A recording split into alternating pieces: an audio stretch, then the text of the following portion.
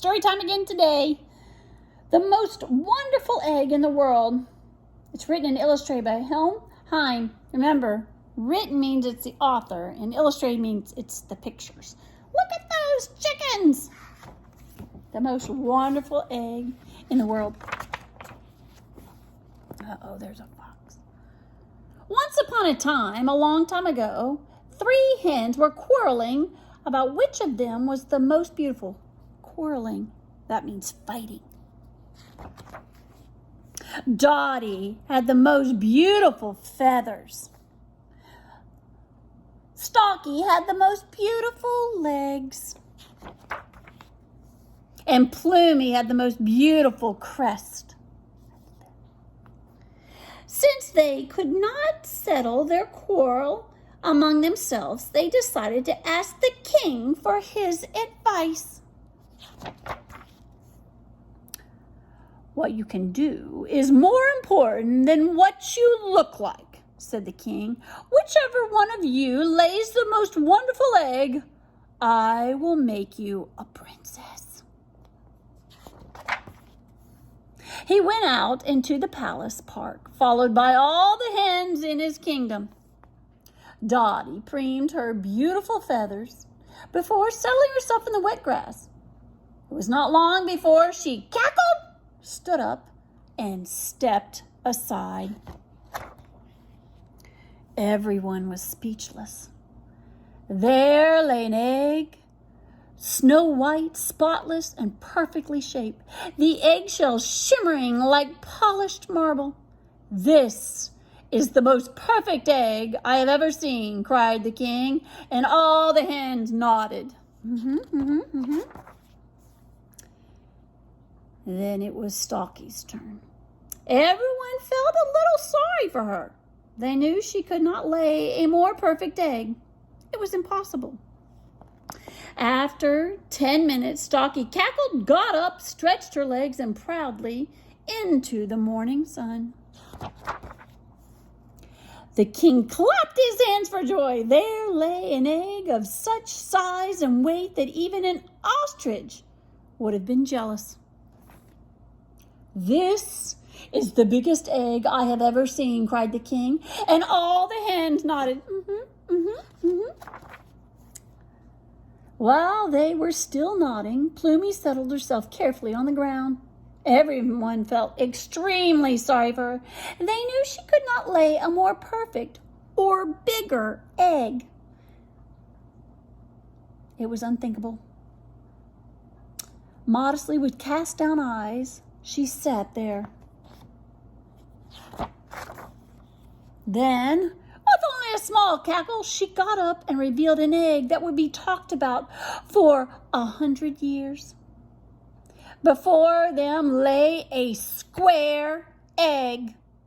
Each side was straight as it was drawn with a ruler, and each surface shone in a different color. "This is indeed the most fantastic egg I have ever seen," cried the king, and all the hens nodded. "Oh, yes." It was impossible to say which egg was the most wonderful, so the king decided that all 3 hens, Dottie, Stalky, and Plumie, should be made princesses. And from that day to this, they have been the best friends and have happily gone on laying extraordinary eggs. Extraordinary. That's a big word. Extraordinary. I want you to look real quick. Do you remember what the name of this shape is? What is the name of this? What 3D shape is that? It's a cube. That's right. You might have said it before me. A cube. You laid a cube. It's amazing. I did want to share with you this story because chickens aren't the only ones that lay eggs. Chickens aren't the only ones, by Ruth Heller. I wanted to read this to you because we're talking about eggs. This is realistic fiction. Chickens lay the eggs that you buy.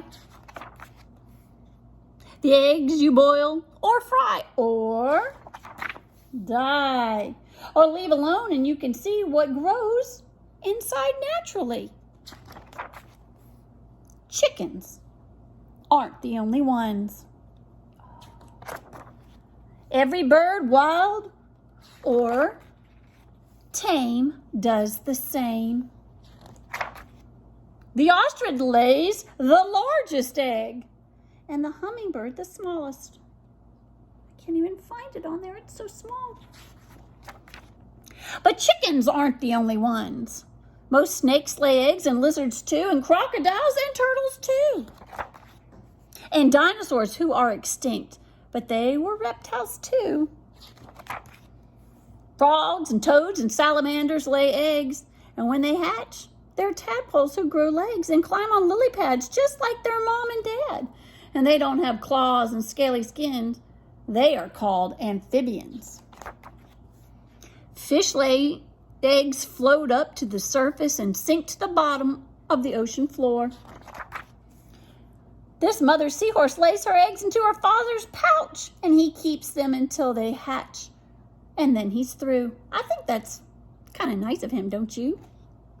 These fathers, too, are helping out by guarding eggs protected by their foamy mass that's floating by, and they won't leave until they're sure that all the eggs have hatched. These don't look like eggs to me. They look like they were laid in the sea. This one is by a shark, and this one's by a ray. It's a mermaid's purse, they say.